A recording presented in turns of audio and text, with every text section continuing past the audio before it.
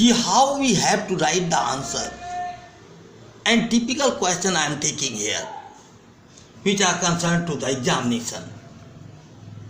जैसे express the following temperature in Kelvin scale.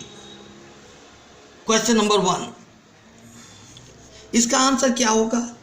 भाई हम ये जानते हैं कि K इक्वल टू होता है किसके, 273 प्लस C. तो सेंटीग्रेड में दिया है, सीधे सीधे 273 में सेंटीग्रेड ऐड कर दो 32, तो ये आ जाएगा 3 to 5 and 7 3 10 and 2 1 3 degree K. Similarly, you can do another one. Now, question 2. Why does the level of water not change in the sugar dissolved in it? Because molecules are occupying the intermolecular space. It means कि sugar या कोई भी चीज़ मिलाई जाए और अगर volume नहीं बढ़ रहा है, इसका मतलब क्या है कि ये तो हुआ पानी के मालिक्यूल, और इन्हीं के पानी के मालिक्यूल में जब हमने शुगर डाला तो वो क्या होगा, वो इन्हीं के बीच में आ जाएगा मालिक्यूल. ये इसके बीच में, तो इसका वॉल्यूम जितना था उतना का उतना ही बना रहेगा, बढ़ने का कोई प्रश्न नहीं उठता. Because the molecule comes in the intercellular space, that's why there is no increment in the volume. Now the melting point of solid x y z, they are saying that melting point of three things x, y, z equal to 298, 310 K, 400 K respectively. Arrange them in increasing order of interparticle forces.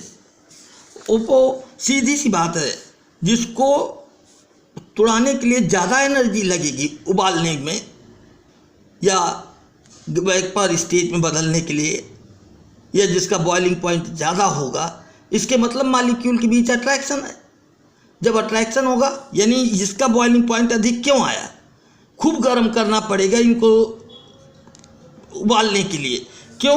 क्योंकि इसका temperature अधिक है. और अधिक क्यों लगा? क्योंकि उनके बीच आकर्षण था. तो ये इसमें क्या होगा, हाई इंटरमॉलिक्यूलर फोर्सेस,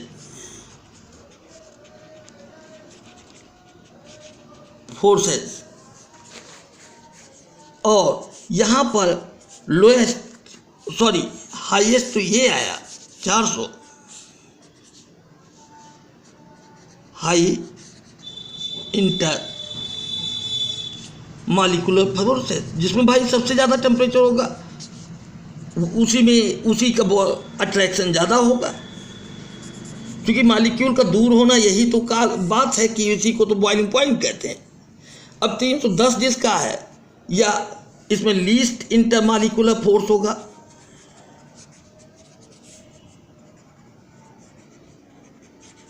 फोर्स, तभी ये तुरंत ही उबल जा रहा है. अब द मेल्टिंग, अच्छा, osmosis is a special kind of diffusion. Now I am telling you that is very important, that what is difference between the osmosis and diffusion.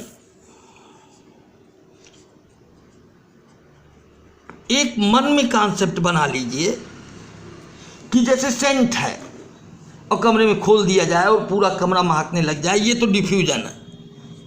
यानी सॉल्यूट पार्टिकल का सॉल्वेंट में माइग्रेशन, यही क्या कहलाता है. और ऐसा होता क्यों है? क्योंकि जहाँ पर हम सेंट लेते हैं वहाँ पर प्रेशर अधिक है और बाहर प्रेशर कम है एयर का, और इसलिए हर चीज़ दुनिया की मूव करती है हाई प्रेशर से लो प्रेशर की ओर. इस तरीके से वो सेंट के पार्ट के पूरे कमरे में फैल जाएंगे.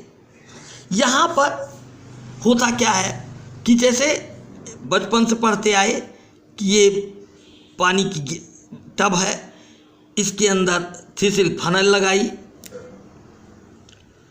और थिसिल फनल लगा करके यहाँ पर सेमी परमेबल मेम्ब्रेन बांधा और यहाँ पर पानी लिया और यहाँ पर किस वो लिए क्या कहते हैं शुगर सॉल्यूशन।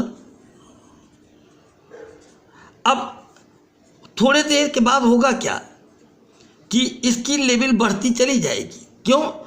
क्योंकि वाटर यहाँ से यहाँ। अब क्वेश्चन ये उठता है कि ये तो सॉल्यूशन हुआ और ये क्या हुआ? सॉल्वेंट। यानी सॉल्वेंट पार्टिकल का सॉल्यूशन में जाना, यही क्या कहलाता है? ऑस्मोसिस कहलाती है। यानी ये सोल्यूट का सॉल्वेंट में माइग्रेट करना हाई प्रेशर से लो, और ये किस चीज़ को कहते हैं कि सॉल्वेंट का माइग्रेट करना सॉल्यूशन में। जैसे किशमिश टर्जिड स्टेट ऑफ रेजिन, जिसको किशमिश कहते हैं। किशमिश को जैसे ही पानी में डालते हैं वो फूलती चली जाती है। ये ऑस्मोसिस हुआ। यानी एकदम साफ साफ अंतर है कि यहाँ पर सॉल्वेंट पार्टिकल जाते हैं शुगर में, सॉल्यूशन में, और यहाँ पर सोल्यूट पार्टिकल जाते हैं कहाँ? सॉल्वेंट में। जैसे सेंट या परफ्यूम, हाइड्रोजन सबसे हल्की है, वो बहुत तेज ऊपर जाती है। ये भी क्या है? लॉ ऑफ डिफ्यूजन पर ही है। 4 गुना ज़्यादा तेज है किससे? ऑक्सीजन से किसी गैस का फैलना। अब state the characteristic of gas use in supplying cylinder in the hospital.